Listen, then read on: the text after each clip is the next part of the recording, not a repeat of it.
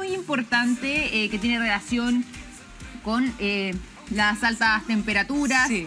que tiene relación con la sequía Así y es. El problema del agua. Exacto. Que en estos últimos años nos hemos visto afectados a nivel mundial. ¿Cómo debemos cuidar el agua? De eso vamos a conversar con Luis Carrasco. Él es académico de la Escuela de Prevención de Riesgo y Medio Ambiente de la UTEM. Le damos un aplauso y vamos a acompañarlo. ¡Bravo! Para conversar de este tema tan importante. Hola. Bienvenido. ¿Cómo le va? Un gusto. Hace un año que estábamos aquí juntos hablando de incendios forestales. De hecho, pues de incendios forestales tan típicos de esta época Sí. y ahora además también se suma la sequía. Bueno, la sequía Así es una realidad que nos viene lamentablemente acompañando desde hace un tiempo, pero que ahora se hace más grave, sobre todo también ante la posibilidad de que el próximo año ya comencemos con algunos racionamientos de agua en distintos lugares de nuestro país. Por ejemplo, la misma ciudad de Santiago. Bueno, la verdad es que tenemos estos 10 últimos años que nos han acompañado han sido los más secos. Y este especialmente tiene un déficit nunca visto, ya diríamos los últimos 50 años, en algunas regiones del 80%, 70% de déficit. Ha llovido muy poco. Y los episodios de lluvia son cada vez más pequeños. Antiguamente en Chile llovía prácticamente un mes.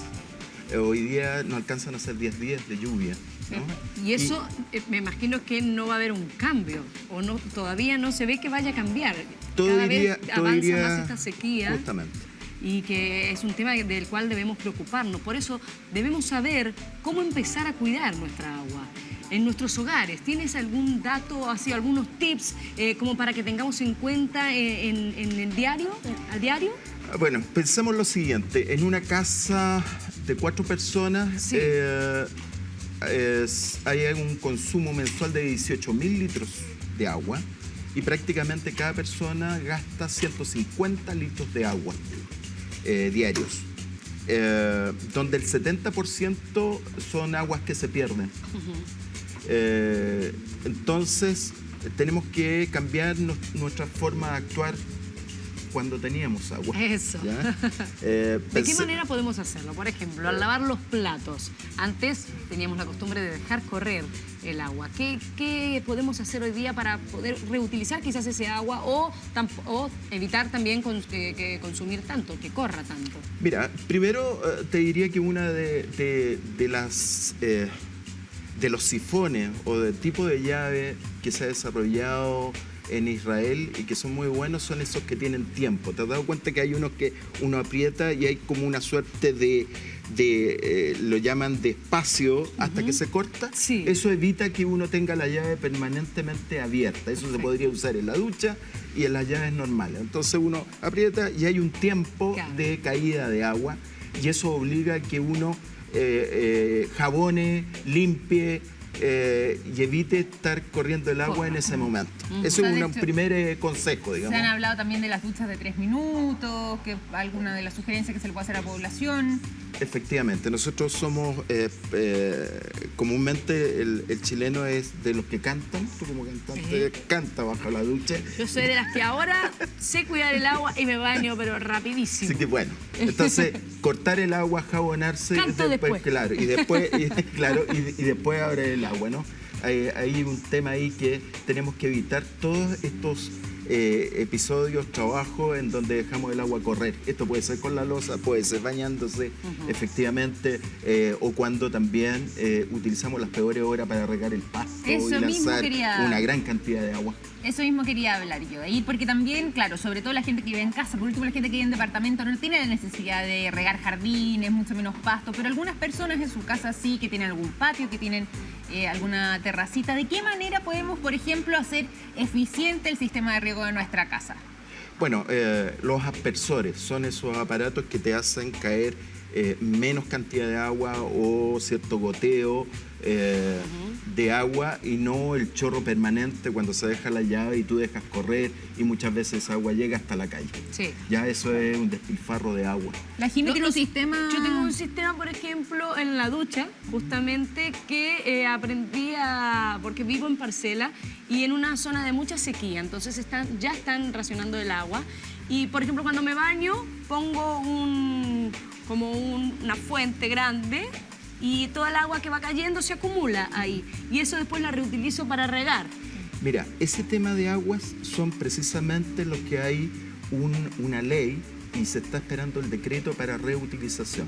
Esas son las mejores aguas de reutilización, que se llaman aguas grises, la que a los sumos van a estar con jabón. Claro, nada más. Y que con un proceso bastante simple se pueden reutilizar, como bien dices tú, para regar, para volver a limpiar otras cosas. Así es. Finalmente se pueden utilizar para congelar. Hay varias situaciones que se pueden aprovechar y claro, volver a utilizar. En el tema del lavado, por ejemplo, utilizar el lavado, ubicar en la programación el que sea más económico, más corto, con menos agua, y eso también va a ayudar bastante en la economía del agua.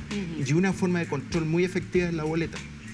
Ya se da cuenta del consumo. El consumo, de cuánto estás bajando y si lograste vencer, ¿cierto? La meta que te propusiste la pudiste lograr. Eso inmediatamente te va a ayudar en el pago y finalmente también en el consumo del agua. Claro. Y yendo a esta gente también que evitando los edificios ya tienen un sistema que es casi imposible implementar. Por ejemplo, en las parcelas o en casas, no sé cómo será ahora, pero si los costos serán altos, que hay un sistema de que esa misma agua va a un lugar donde se hace todo este proceso y se limpia para poder reutilizar. ¿Cómo estamos en cuanto a tecnología para que esto, a corto tiempo, porque ya va a ser necesario, los costos no sean tan altos y que podamos implementar esto en nuestras casas? Bueno, efectivamente la tecnología ha avanzado tanto y ya en el mundo se utiliza tanto que ya esa tecnología es mucho más barata. Y efectivamente, por ejemplo, esas aguas que antes eran de desecho y se perdían en el alcantarillado, se utilizan para limpiar calles, para limpiar, qué sé yo, cubiertas, muros.